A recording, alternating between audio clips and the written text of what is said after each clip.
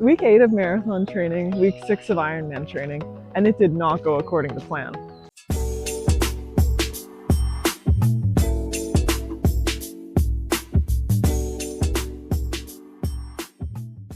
Rain, ice, cold, PMS, and a nagging pain in my side all week.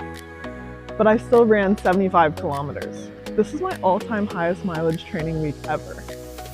No rest day, and I'm going to be breaking down every single session. This is what real training looks like. Here's the full picture for the week. Running, 77 kilometers, my all-time highest week ever. Biking, 6.5 hours. Swimming, only 4,500 meters. I did miss one session because of a pool issue. I did 3 Pilates sessions, and I did my mobility every morning and my stretching every night. No rest day this week. I deliberately shifted my schedule around so that I could fit in more runs before my mandatory deload next week. More on why in a second. Let's go day by day.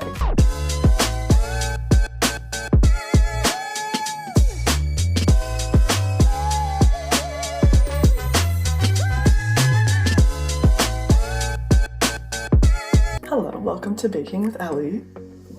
No, I'm just joking. But today I am going to start walking you through my week while I make brownies. So let's get into it. This is the best brownie recipe ever. Okay, I got half a cup of butter, so we're just going to melt that. Okay, while that's melting, I'll tell you about what happened on Monday. So Monday was the anchor session this week, so I had a 27-kilometer run, which is my furthest since last summer. And immediately after I got on the bike, after my run I got on the bike, kind of a reverse brick situation. The run went well. I'm getting more comfortable with long distance. I don't know, it's feeling better. I'm getting better with my fueling, so that's good. I didn't have any stomach problems, which was also a really good bonus. Just the weather wasn't great, you know, it's cold and miserable, like, I don't know when is summer gonna come. I've also been aware of a pain in my back on the side, like my oblique area, since then. That was a week ago now. I'm filming this on Monday, the following Monday, and it's kind of been like aggravating me the entire week, very like minor, but it is there. So I'm definitely keeping an eye on that. But yeah, I wanted to do a reverse brick on Monday to get my legs comfortable on tired legs on the bike, because obviously the bike in the Ironman is going to be, you know, multiple hours, and so far I haven't been doing rides longer than 3 hours. So after my run, my 27K was 2.5 hours, so I decided I would do, over an hour on the bike, which meant almost 4 hours of leg work. So yeah, it was good to get myself comfortable doing that. Yum, how delicious does that look? But yeah, so I'm just gonna start this with a fork. But yeah, so I took 3 gels on my run, and 2 carb drinks, and a couple of electrolyte tablets. And yeah, it felt like pretty strong. Wasn't lacking any energy, and then I just had like more carb drink on the bike. But yeah, that was definitely my biggest Monday of the block. So I stretched for 40 minutes that night, and after a day like that, like, yeah, my body needed it. But yeah, so Monday definitely set the tone for the week. My longest run bricked with that bike ride, and it turned into my biggest week ever for running mileage. Should I put chocolate chips in? And the answer is yes.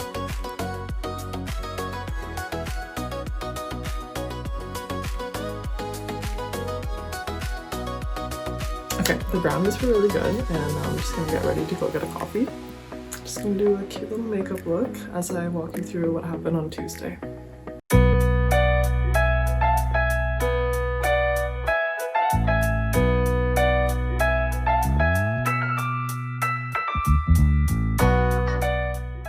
So my Tuesday is typically strength training and a swim and my easy run after my long run. So for strength training I did Pilates this week, and that went well, so I did that in the morning. And then I had my swim, which was 2,400 meters, and I did 9 100s and 6 50s. So that was really fun to like unlock some speed, but also like test my endurance. For the 9 100s, there's only like a 5-second rest. So unfortunately, my watch actually didn't pick up that I stopped because the stop was so brief. So I didn't actually get my splits for that. But my 50s, the splits were like under 120. So I'm really pleased with how my form is improving, and it's improving my speed. Another good thing that I want to flag this week was my easy run on Tuesday after my long run felt so much better this week than it did last week. And it was probably because there were no sessions at marathon pace. So it's an easier long run. But also it could just be my body adapting to the training load, which would also be good. So the point of the easy run after the long run is to actually flush out the legs. So I know there's like debate about this, if a recovery run is necessary after a long run. I never used to do it. I never used to run like multiple days in a row. But this block I am, and it's honestly feeling so good. And I'm now pro running multi-days in a row. But the key is to keep them easy. Or some of them easy. Yeah, so that was my Tuesday, and that was my super easy little makeup moment. I'm usually just a mascara girly, so coffee time.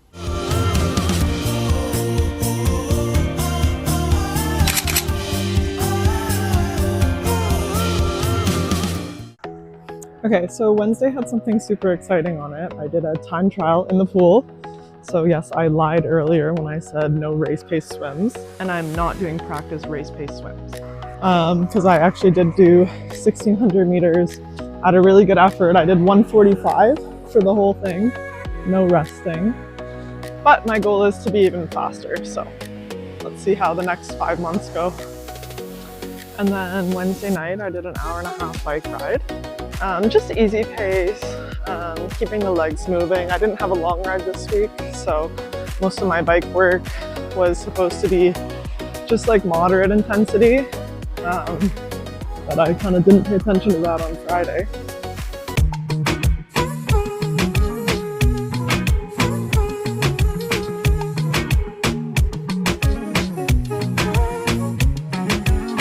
Okay, that was fun.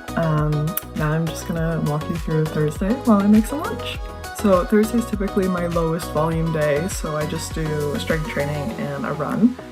But it's usually like a more exciting run, so like an interval run or a tempo run. This week it was an interval run, 8 by 1K at my 5K pace. And it felt like a lot harder than my 5K time trial last week. I don't know why, but, well, I do know why, I had PMS, but yeah, it was tough. 8 1Ks, and to make matters worse, it was raining at the track, so that was fun. I think it's super wet actually, probably going so fast, so I was drying instantly.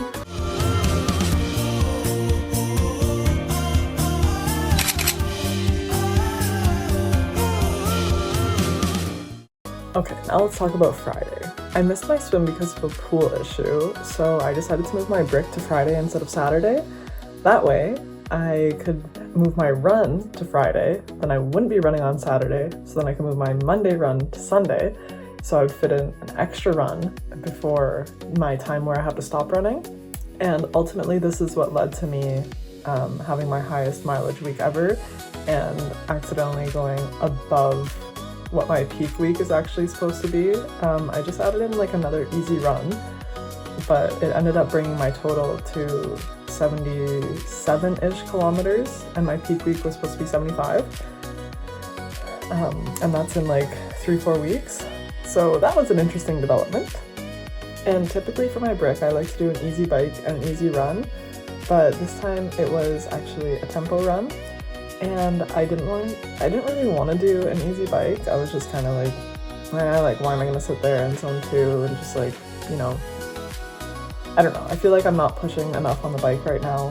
and I do want to get faster. So I thought I would throw in like a bit of a tempo interval kind of thing.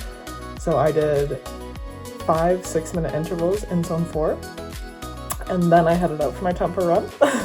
And my run was absolutely ballistic. End of March, and it's still icy, windy, cold. I picked a route that had like, it was basically like, this is my house, and then the route up here, and then back down. So it's kind of just like, there's an out and back, and it was basically all uphill the way out and all downhill the way back. But there were a couple traffic lights, and I didn't pause my watch. That kind of killed my pace. And my watches, one of my watches had GPS drift. It was my Coros. I could tell from the map when I zoomed in on the lines. So yeah, did I hit my paces? I think so. While I was running, I was getting good data, but you know, I had to stop for traffic lights and the hills and the wind. The intent was there, the effort was there, but the data doesn't really show what I think I achieved. So sometimes you can execute a workout as best as you can and the data doesn't show it, and that's okay.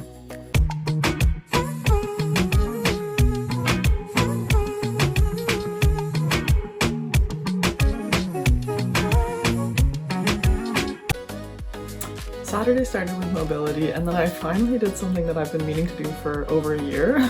I fixed the Aero position on my bike. Finally. So I lowered my handlebars, took out all the spacers, and then fixed the angle of my Aero bars.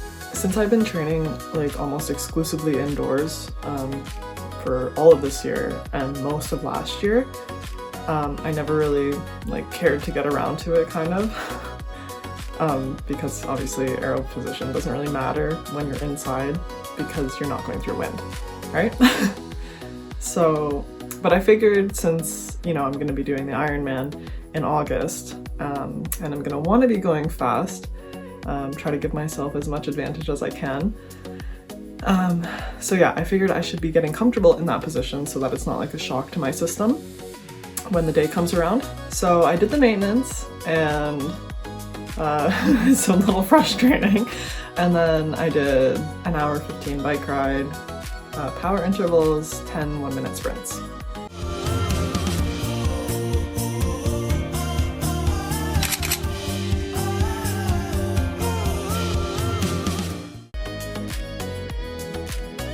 Sunday is typically my rest day, but since I wanted to make the most out of this cycle, I decided to move my final run of my cycle to the final day of this week.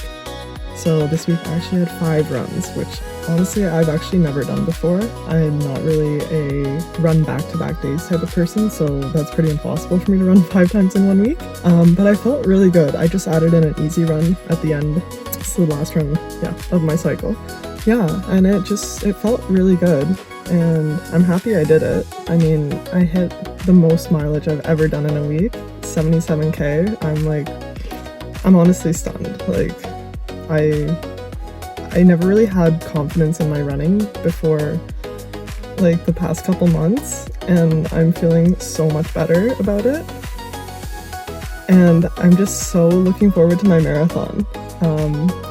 Sunday marks halfway through the training plan, 8 weeks in, 8 weeks left, and I am just like, I'm buzzing. Like, I'm so excited. I cannot wait. And I'm looking forward to every single run that I go on. And like, running has never made me feel so good, because I used to be like slow and I would get pains, I would get DOMs, and like things would be tight, and just like adding the mobility, adding the stretching, adding like making sure I'm doing the speed work, because I know I used to skip that before occasionally in my previous Ironman block, but I'm hitting it this time, and I'm feeling the progress, and it's making me actually like super happy. And yesterday, Sunday, I also did Pilates, so that was good too. And yeah, I will have multiple rest days next week due to multiple factors. 1, PMS. 2, running less, because I don't run when in the late stage of PMS. 3, the pool issue, and 4, going away for Easter, so I won't have my bike. So next week is going to be very chill.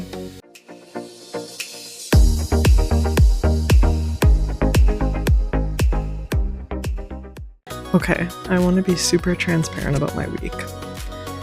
This may have been my highest mileage week yet, but it wasn't ego-driven, it was strategic. I was also running on lower energy. PMS fatigue is real. My sleep was horrible, sometimes only 6 hours a night. I was in physical discomfort, and this week had way too much screen time involved. Plus I've had that nagging side pain since Monday, but I still ran 77 kilometers. I'm not saying that to be impressive. I'm saying it to show what showing up anyway looks like. It's not always some big, dramatic, motivational moment. Sometimes it's just doing a thing when you feel off, when conditions are bad, when data is chaotic, and when your body isn't cooperating. The update on my nutrition is a genuine win. I've been having much more fiber throughout every single day, and I'm making a conscious effort to make sure that my snacks are fruits and veggies. And having things like whole grain toast instead of bagel after run. I keep the bagel for before run.